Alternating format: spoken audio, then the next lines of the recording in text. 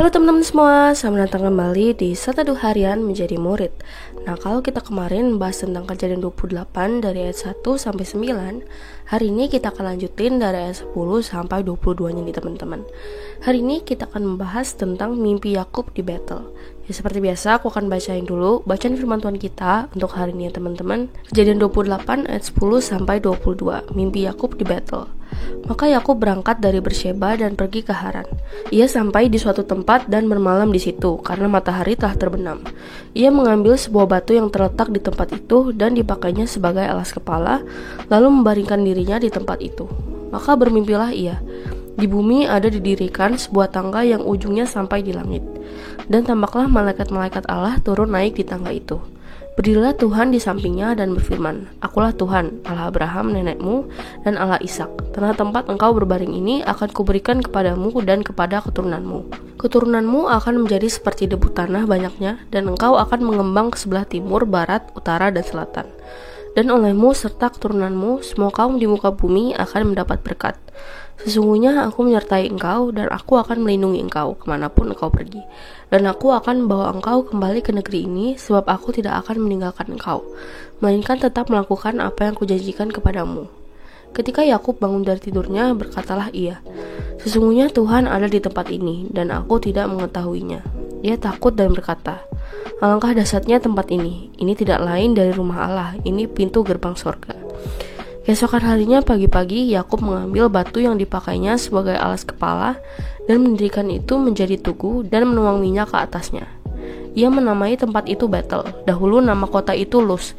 Lalu bernasarlah Yakub, "Jika Allah akan menyertai dan akan melindungi aku di jalan yang kutempuh ini, memberikan kepadaku roti untuk dimakan dan pakaian untuk dipakai, sehingga aku selamat kembali ke rumah ayahku, maka Tuhan akan menjadi Allahku. Dan batu yang kudirikan sebagai tugu ini akan menjadi rumah Allah. Dari segala sesuatu yang engkau berikan kepadaku, akan selalu kupersembahkan 1/10 kepadamu."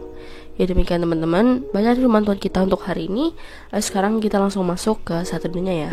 So guys, kemarin kan kita udah baca nih tentang Yakub yang sudah diberi berkat oleh ayahnya untuk pergi dengan misi mencari istri dari keturunan Abraham.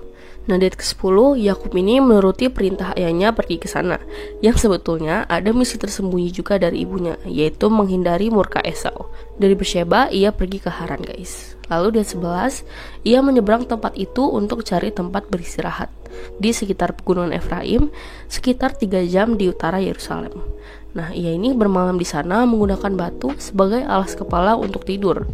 Nah, di ayat 12, dia ini bermimpi. Nah, dalam mimpi itu, ia melihat tangga menjulang sampai langit, yang secara simbolis itu dapat mengisyaratkan kenyataan komunikasi langit dan bumi yang tidak terputus antara Tuhan dalam kemuliaannya dengan manusia dalam kesendirian dan dosanya. So sweet ya guys. Nah, para malaikat Tuhan ini, para utusan Elohim, turun melalui tangga itu. Nah, di ayat 13, Tuhan berdiri di atasnya. Ia berfirman, "Akulah Tuhan Allah Abraham dan Allah Ishak."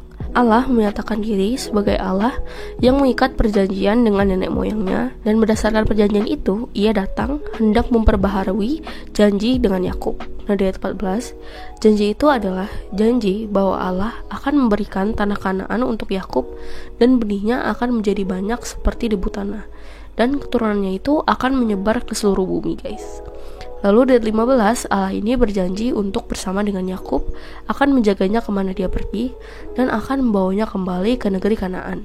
Janji yang diulang adalah bahwa Allah tidak akan meninggalkan guys. Janji ini akan terus diulang untuk Yosua, untuk Salomo, untuk orang miskin yang membutuhkan, dan untuk kita saat ini, orang yang percaya kepadanya, ia tidak akan meninggalkan kita. Nah, di ayat 16, Yakub ini terbangun dari tidurnya. Dia langsung ngomong guys, "Wah, sesungguhnya Tuhan ada di tempat ini."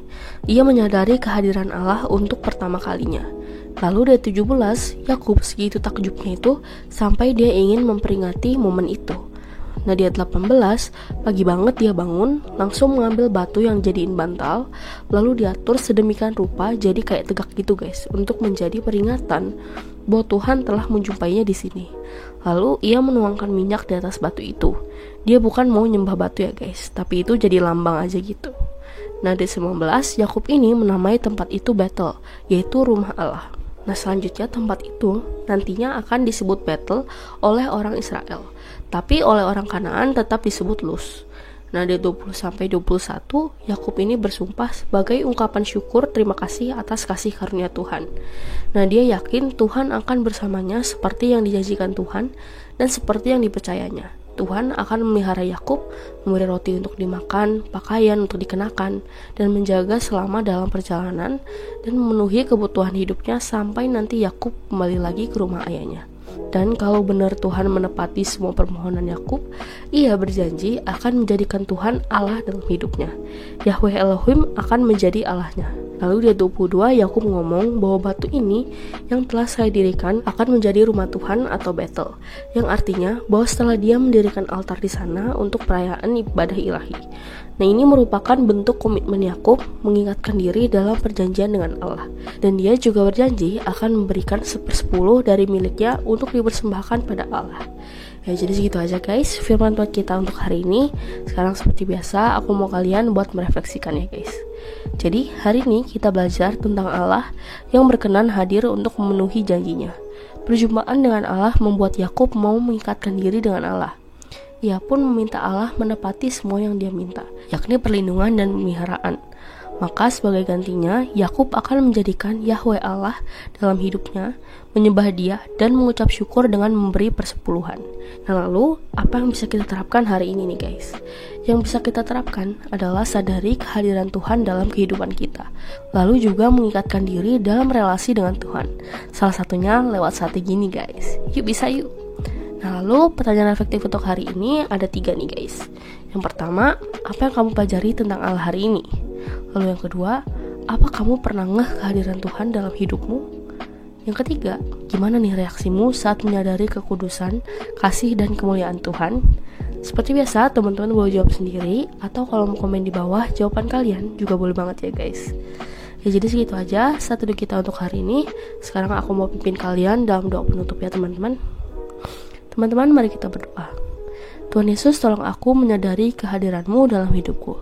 Terima kasih Tuhan Yesus, hanya dalam nama-Mu kami berdoa. Amin. Tetap semangat guys, Tuhan Yesus beserta kita. Thank you for watching and see you in the next video. Bye-bye.